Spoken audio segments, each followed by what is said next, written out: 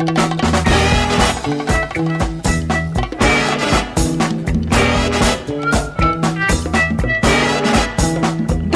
of night with the moon shining bright. There's a set going strong, a lot of things going on.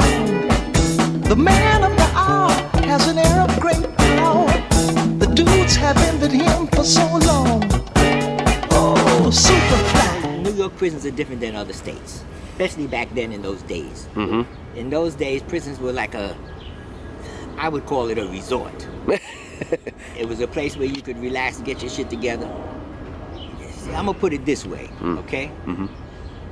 Hustlers, pimps, stick-up kids, people that are doing wrong have a tendency to get caught up, lost in what they're doing.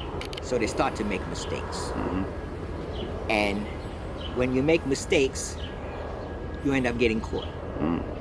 And when you get caught, the judge feels that you didn't have sense enough to every now and then step outside your game, check it to see what you're doing right and what you're doing wrong, so that you can get it together right. Like take the average businessman.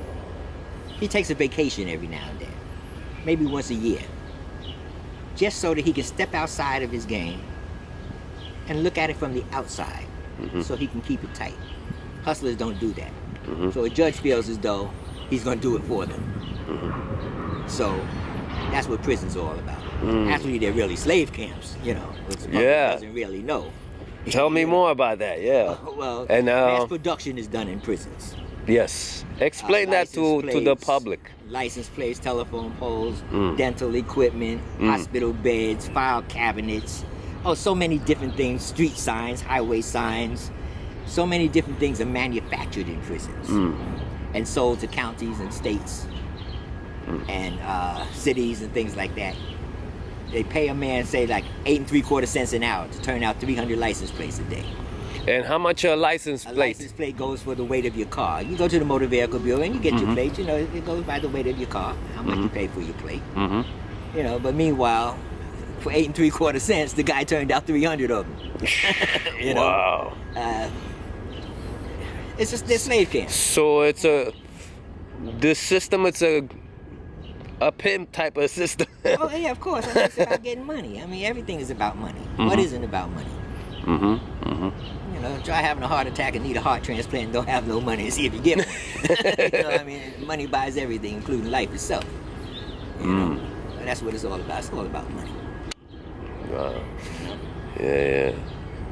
So all right, and so how was like in the 60s and 70s the lifestyle, and what do you think of now? What's going on now? Well, what's going on now? How you feel about that? In this, you talking about in the pimp game? Yeah. Oh man, I don't even consider what's going on now a pimp game. Yeah. You have a lot of hip hop kids, pants hanging down off their ass, and big shirts and hats were on backwards and too big for them and stuff. And put a bitch on the block, don't teach the bitch nothing because he doesn't know anything. So the bitch doesn't know anything, so she's disrespectful, he's disrespectful, she disrespects him, she disrespects everybody else. I mean, it's a circus out there now. It's nothing like the game's supposed to be, and that's why the cops are so hard on it. You know, back in the day, the cops knew everybody's name, they knew everybody, they spoke to the players, you know. Wow. Sometimes they would stand and kick it with you. You Oh, know, yeah. They pull over the car and kick the game with you, so long as you didn't just block the streets and hang out all loud and driving through the block with your music blasting and stuff. They gave you plenty of respect, you know. But now, no, all of that has been damaged. So what do you think they lost? Like, is it like a style, or like what's they missing? Everything. Everything. A lot of these so-called little gangs, street gangs, have girls out there on the block. Okay. And like I said a minute ago, they have not a clue of what the game is supposed to be. They don't know anything about rules. Yeah. It's disgusting. I mean, it's a complete turn-off to a real live player. Okay. You know, he wouldn't be caught dead in it. Yeah. Now, what a real player does is game is off the street. It's indoors. He deals with escort services, ads in various places for his girls. You might send her to hotel bars to work. It's different. It's not on the streets in New York anymore the way it used to be. Manhattan is shut down. Yeah. It's all undercover now. Real pimps, you don't even see them. You might see them coming, going to his car and going. Or you might see him coming, just getting out of his car. He just got back. Wow. But as far as hanging around, and you don't even see that anymore because the game has changed. Yeah. It's not on the streets anymore in New York. Now in some other states, it's still on the street. In Vegas, it's still on the streets, but it's still on that bullshit level. It's not on the real live level like it used to be.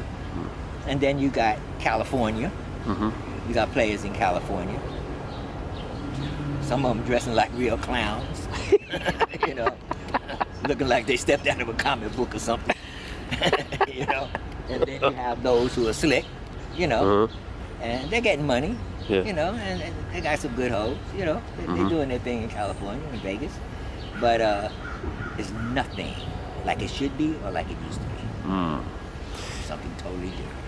Can you explain the name, this street name OG, what that means? The O stands for old and the G stands for gangster. Old gangster. Oh, wow. That's all it means.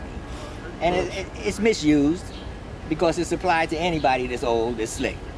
That don't mean he's a gangster. It's misused. You know Yeah, what it's I mean? misused. Right. It's Wow. misused. Yeah, I hear Like it a the lot. term pimp is misused. Yeah? Of course. You know, you profess to be something. You have to carry the charges of what you profess to be. You can't just take a title because you have a hoe. For example, take yourself for example. A girl might take a liking to you. That's a hoe. She sees you and she likes you. She thinks you're cute. She likes your style. And she talks to you. She says, look, I need a man to watch my back. I want to get with somebody. And she chooses you. That don't make you a pimp. You know, so you don't know anything about the game. You only know what she teaches you. And she teaches you what she wants you to know. So in all reality, she's the pimp and you're the hoe. Oh. You understand what I'm saying? Yeah. This is common today. I see a lot that Yeah. shit all everywhere. Yeah, this is common today. A fella gets a bitch, he puts her out there, she might even bring him another bitch. But man, if he goes to jail and comes out a year later, even just 6 months later, and that bitch is gone, he can't even catch another hoe. He gotta hope another bitch takes a liking to him like the first one did. Because his lifestyle has been short-lived and it may never recuperate. Wow. Great stuff. So, all right, and now, what I want to know is... See, pimps are born. They're not raised. You can't teach somebody how to be a pimp. It Yeah. has to be some type of feeling that he has inside of him. I'll give you an example. When I was a little kid, my mother's friends couldn't pick me up unless they gave me something. I would scream my brains out. This was a natural instinct. You want to deal with me, you got to do something for me. If you're a female. And it's in you where, how can I put this without sounding, well, the hell with it, I'm gonna put it live, I'm gonna kick it the way it is. Yeah. A pimp will pimp a bow-legged, broke-down dog.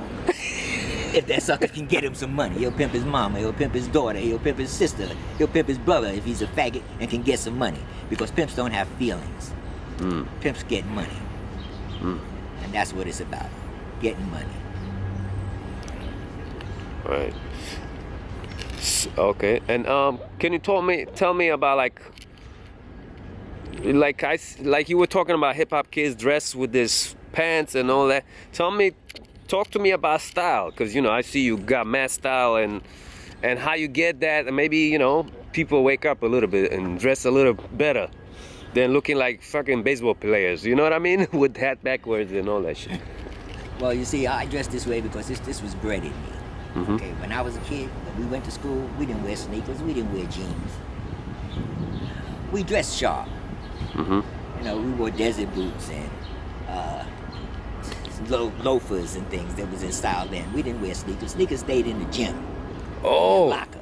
nice. School, just for gym. And we were in competition with each other. We competed with our dress. Oh, wow. You know, who's the sharpest and stuff. So we always dress sharp. So this was just a natural thing with us. I grew up that way. Okay. The fellas that I ran with, we all grew up that way. It was one style for everybody. And everybody just did the best that they could afford to do. Nowadays, with these pants hanging off your ass and all that kind of stuff, even though they know, because I've spoken to several of them, these guys with their pants hanging down, even though they know where it originated, they still do it, not caring, because it originated in prison. Faggots used to wear their pants down low like that to let everybody know in prison that they were available. Oh, wow. You see, it was a sales pitch, so to speak. Oh, man. You know what I mean? What? Yeah, and it's common knowledge out here in the streets. It's common knowledge. It's all over the Facebook and everything, where it came from. Oh, man. But they That's do crazy. it anyway. It shows no pride, no class. They don't think enough of themselves, you know, to want to present themselves properly in public. They don't care how people look at them. They don't care what people think of them. They think that it's slick. They think it's cool. It's disgusting. Nobody wants their child to walk by and see somebody's ass hanging out. Right. Especially Right. their little girl. I mean, that's disgusting. It's totally disrespectful, not only to themselves, but to the general public as well. Right. There's nothing wrong with if you can spend $60, $80 on a pair of jeans and hang them off your ass. You can buy a damn belt for $10 to hold them suckers up. You know what I mean? Yeah. And show a little bit of class. Have a little bit of respect for yourself in the public. Nice. And can you tell me something about your name? Because, like I said, you look just like that guy from the movie. Ron O'Neal Yeah. from Superfly. Yep. Yeah, well, when I got out of prison, I had gone to prison for shooting somebody. I caught 3 years. And I got out in 1971. And when I got out, that movie Superfly happened to be out. And by chance, everybody said I looked like him. Like the guy Priest in the movie, the star of the movie. And I happened to have an El Capolero, the same type of car, except with different colors. It was black, mine was green. And everybody started calling me Superfly. And the name stuck over the years, and now it has changed to Fly, Mr. Fly. Nice. That's where the name came from. So, in the ending, can you give us some, tell like the young kids, give us some knowledge, street knowledge, some pimp street knowledge. It's simple. If you want to profess to be a pimp, act like a pimp. What I mean by acting like a pimp, show that you're about something. Show that you're representing something that you're proud of. Look the part, feel the part, think the part, so that you can act the part. If you can't do that, you don't belong in the game because you're a spoiler. Okay? And a simp. You're not a pimp. You're a professional. Look like a professional. Act like a professional. Speak like a professional. Walk like a professional. Show that you have pride in yourself, in the game that you're playing. Because technically speaking, it's not a game, it's a way of life, it's a religion. And if you can't look at it that way and understand it for what it is, you don't need to be involved in it because you're involved in something that you have no knowledge of, no understanding of whatsoever. And you shouldn't be in the game. Just that simple. You want to be a pimp? Nothing's wrong with that. Respect the game. I'm going to tell you something that you'll never ever hear come out of a pimp's mouth. A pimp is only as good as his hoes. No hoe, no dough. You don't have a bitch to pimp, you ain't pimping. You can talk a good game, but your pockets are empty.